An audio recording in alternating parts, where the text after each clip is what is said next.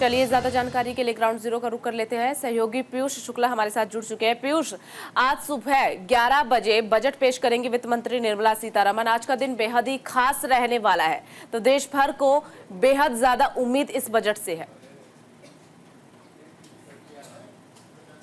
बिल्कुल, इस बजट से बहुत उम्मीद है और उम्मीद है मध्यम वर्गीय परिवार को, उम्मीद है नौकरीशुदा लोगों को जो टैक्स पेयर हैं, और साथ ही साथ उम्मीद उन तमाम मझले और छोटे उद्योग धंधों से जुड़े हुए लोगों को है, स्टार्टअप से जुड़े हुए लोगों को है, जिन्हें इस बजट से आने वाले दिनों में तमाम उम्मीदें हैं, तमाम राहतें मिल सकती हैं। और इस बार का बजट भी कुछ ऐसा ही समावेशी बजट होगा जिसमें सभी का ध्यान रखते हुए इस बजट को तैयार किया गया है। इस बजट के पहले खुद प्रधानमंत्री नरेंद्र मोदी के नेतृत्व में नीति आयोग में तमाम देश भर के अर्थशास्त्रियों ने एक बड़ी बैठक की थी और तमाम पॉइंटर्स को सुझाया था, जिनको इस बजट में रखा गया है। और इस बजट को कुल मिलाकर देश के आने वाले कई सालों के लिए एक बेहतर बजट के तौर पर रखा गया, क्योंकि जिस तरह से देश 8% इकोनॉमिक ग्रोथ से बढ़ रहा है, निश्चित तौर पर ये देश के लिए एक बहुत ही बेहतरीन शुभ संकेत है। और ऐसे में इस बार का ये बजट निश्चित तौर पर देश में एक नई क्रांति का अध्याय जरूर लिखेगा।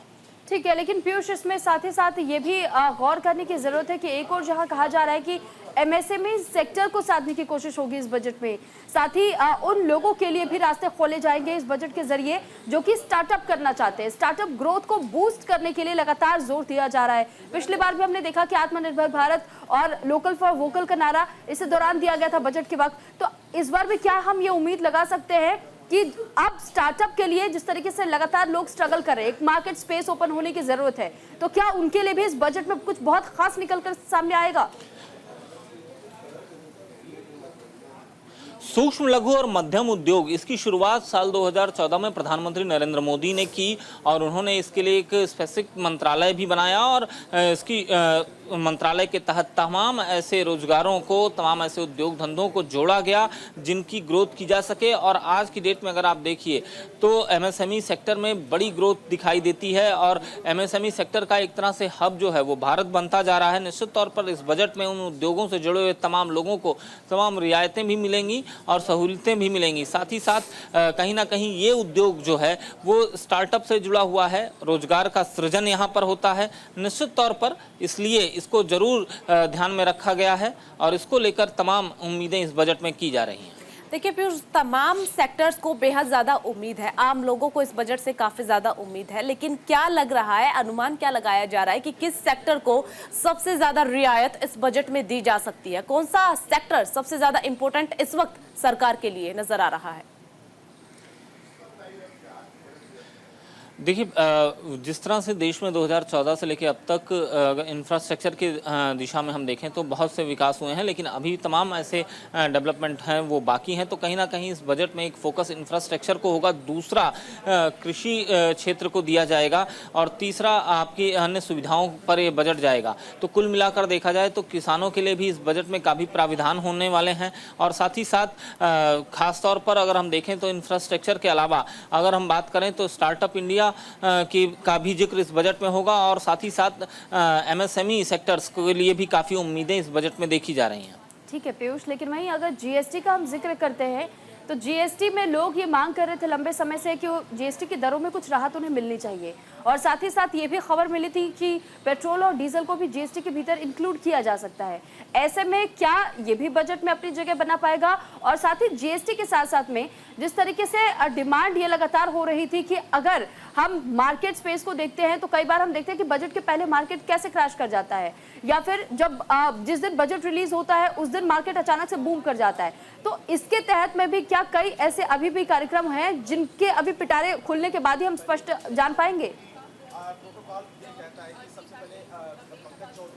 देखिए, सबसे बड़ी बात है कि आज जब बजट पेश होगा तो इस बजट के पहले ही खुद प्रधानमंत्री से लेकर और वित्त मंत्री तक ने साफ कर दिया है, इस बार का बजट लोगों के चेहरे पर तमाम खुशियों को लेकर आने वाला बजट है। सभी वर्गों को ध्यान में रखा गया है और सभी की बातों पर गंभीरता से विचार किया गया है। जीएसटी का जहां सवाल है तो निश्चित तौर पर इसको लेकर भी कोई बड़ा प्राविधान इस बार के बजट में देखने को मिल सकता है। साथ ही साथ सबसे बड़ी बात है टैक्स पेयर पेयर को इस बार के बजट में थोड़ी बहुत राहत की उम्मीद दिखाई दे रही है।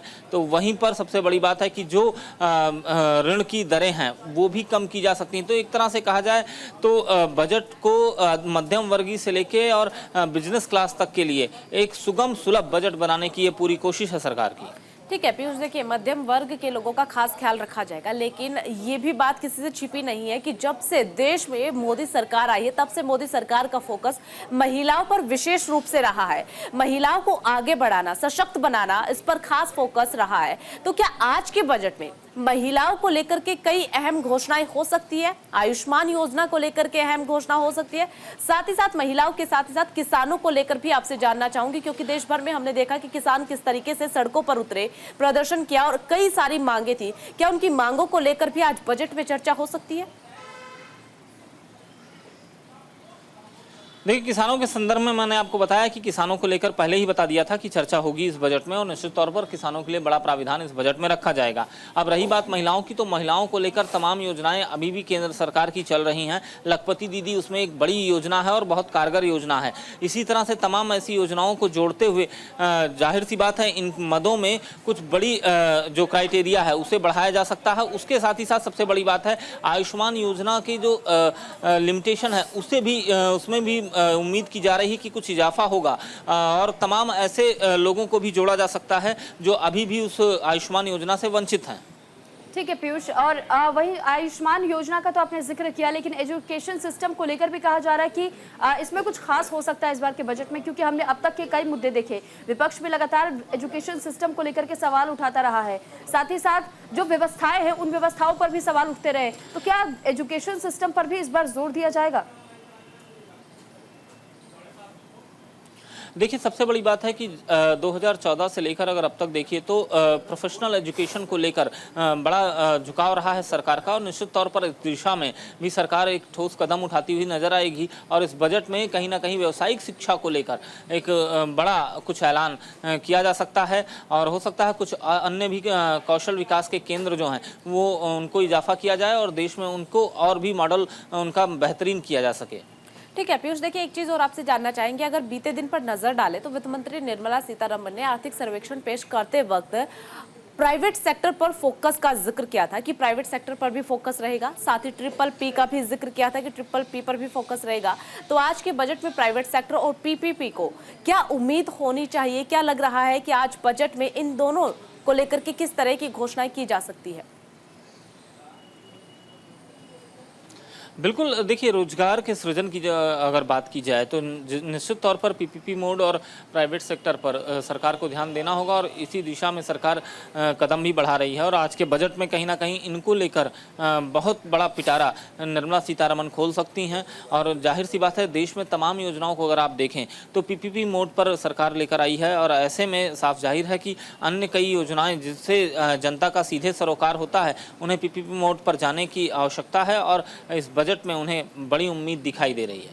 ठीक है पीयूष, अब एक और जो महत्वपूर्ण सवाल इन दिनों सबसे ज्यादा सुनने में आया कि दो ऐसे राज्य जिन्होंने अपने आप के लिए विशेष दर्जे की मांग की, तो क्या विशेष राज्य का दर्जा दिया जाएगा? अलग से क्या एक फंड प्रोवाइड किया जाएगा? इस बजट में कोई अलग एलोकेशन है क्या? देखिए, अभी तक तो फिलहाल नहीं है क्योंकि कल कुछ चीज़ें साफ हो गई थी, लेकिन जाहिर सी बात है उन राज्यों को लेकर तमाम प्राविधान जो सरकार के हैं उनमें इजाफा जरूर हो सकता है, कुछ अलग से मद जरूर जारी किया जा सकता है। ठीक है, देखिए सुरक्षा के लिहाज का भी हम यहाँ पर जिक्र करना चाहेंगे। क्या सेनाओं के आधुनिकीकरण के लिए आज खास तौर पर बजट में एक अलग से बजट का पेश किया जा सकता है? अलग से कोई घोषणा की जा सकती है सेनाओं के आधुनिकीकरण के लिए? देखिए, जब बजट समग्र बजट आता है उस बजट में तमाम सेक्टर्स का जिक्र होता है और उनके द्वारा उन्हें अधिकृत बजट का भी जिक्र होता है। और इसी तरह से रक्षा क्षेत्र है और रक्षा क्षेत्र में जिस तरह से भारत ने अपनी प्रगति की है, आत्मनिर्भरता की ओर भारत बढ़ा है, तो ये एक बड़ा कदम रहा है। और 2014 से 24 तक का ये पूरा कार्यकाल रक्षा के क्षेत्र में बहुत उन्नत कार्यकाल के तौर पर देखा जाता है। निश्चित तौर पर इस बार के इस पूर्णकालिक बजट में भी रक्षा के क्षेत्र में कुछ और ख़ास तौर पर अनुसंधान, रक्षा अनुसंधान के क्षेत्र में में बजट की जो राशि है उसे बढ़ाया जा सकता है। और साथ ही साथ सबसे बड़ी बात है, इस दिशा में कुछ नए डेवलपमेंट हों, इसका भी प्राविधान इस बजट में रखा जा सकता है। ठीक है, वरिष्ठ नागरिकों का भी जिक्र करना चाहेंगे। क्या वरिष्ठ नागरिकों के लिए जिस तरीके से रेलवे में कुछ मुफ्त की योजनाएं का जिक्र रेलवे की तरफ से लगातार किया जाता है, क्या रेलवे डिपार्टमेंट को लेकर और नागरिकों को लेकर के कोई घोषणा हो सकती है? आज कोई अलग से प्रावधान जो है बजट में दिया जा सकता है? देखिए, रेलवे के का बजट भी अब इसी बजट में आने लगा है और इस बजट में कहीं ना कहीं रेलवे को लेकर तमाम जो नई ट्रेनें आ रही हैं, तमाम दोहरीकरण का कार्य होना है, तमाम स्टेशंस के अभी डेवलपमेंट होने बाकी हैं और ट्रेन में तमाम सुधार बाकी हैं। उस दिशा में जो है उस बजट को रखा जाएगा। साथ ही साथ सबसे बड़ी बात है कि रियायत की बात करें तो रियायत की जो दरें हैं वो लागू रहेंगी। हो सकता है उसमें कुछ और भी प्राविधान जोड़े जाएँ। ठीक है पीयूष, बहुत धन्यवाद आपका तमाम जानकारी हम तक पहुंचाने के लिए।